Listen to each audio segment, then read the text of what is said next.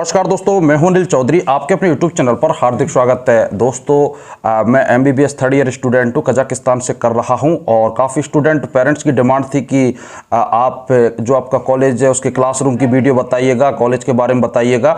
तो आज मेरे साथ मेरा बेस्ट फ्रेंड भूपिंदर है।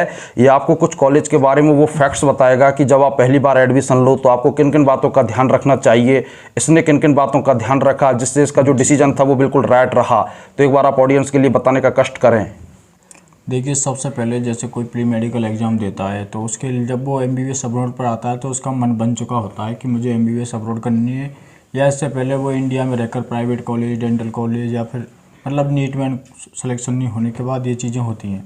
तो अगर आपका मन बन चुका है कि मुझे MBBS अब्रॉड करनी है तो सबसे पहले आपको कहीं भी जाना हो, किसी भी यूरोपियन कंट्री या अमेरिकन कंट्री, सबसे पहले आप WHO लिस्ट वगैरह, MCI या NMC लिस्ट वगैरह में उस कॉलेज का नाम देखें कि अगर उस कॉलेज का नाम है तो ये एडमिशन लें।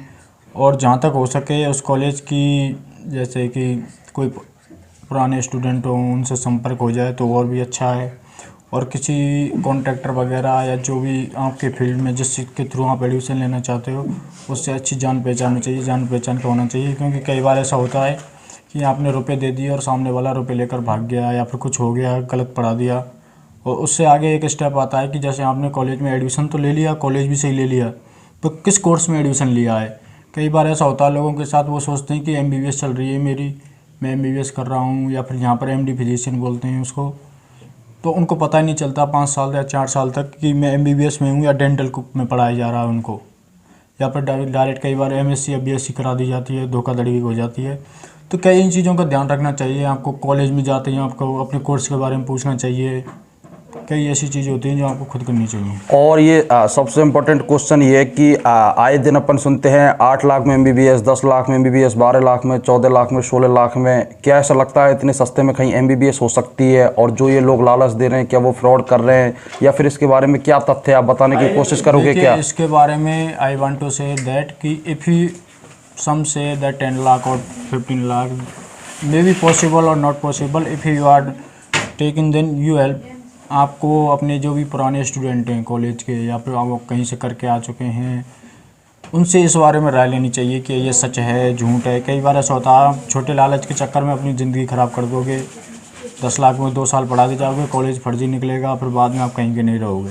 तो इससे अच्छा है आपको इस बारे में जाँच कर लेनी चाहिए पुराने स्टूडेंट से जो करके आ चुके हैं या वहाँ पढ़ रहे हैं आपसे पहले, और या फिर जो आपका वो कॉन्ट्रैक्टर है उससे भी जान पहचान अच्छी होनी चाहिए, जान पहचान का होना चाहिए।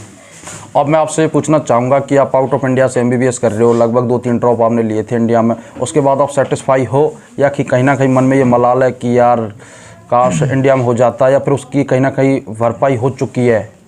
देखिए, जैसे कि 100% सर्टिफाई तो कोई आज तक हुआ नहीं है किसी भी चीज़ से। आप कहीं भी चले जाओ किसी भी फील्ड में, पर ये है कि जैसे कि इंडिया में नहीं हुआ उसके बदले कहीं और जाता हूँ मैं डेंटल वगैरह में, यहाँ मतलब थोड़ा मन बढ़ जाता है कि यहाँ चलो कम से कम कुछ तो है। तो आप आने वाले स्टूडेंटों को क्या कहना चाहोगे कि जिससे उन 4 चीज़ों का वो ध्यान रखें और अपने भविष्य को सुनहरा बनाएं? देखिए, आने वाले स्टूडेंट को मैं कहना चाहूँगा कि जो मैंने पहले 3 बातें कही थी उनका तो मोस्टली आप ध्यान रखें।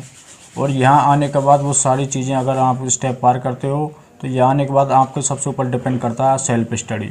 अगर आप सेल्फ स्टडी करने के लायक हो या कर सकते हो तो ही आएँ, वरना इंडिया में रहें। मैं फिर कह रहा हूँ, कॉलेज के ऊपर डिपेंड नहीं रहे।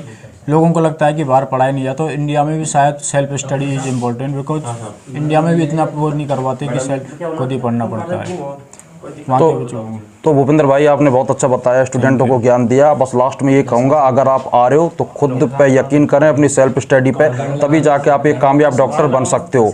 अदरवाइज किसी पे डिपेंडेंट रहोगे, ना कोई यहाँ रोकने वाला ना कोई यहाँ टोकने वाला, जितने भी डिसीजन होंगे खुद के होंगे। इसलिए आप आइए, आपका अलमाटी कजाकिस्तान में स्वागत है। आज के लिए इतना ही। जय हिंद, वंदे मातरम।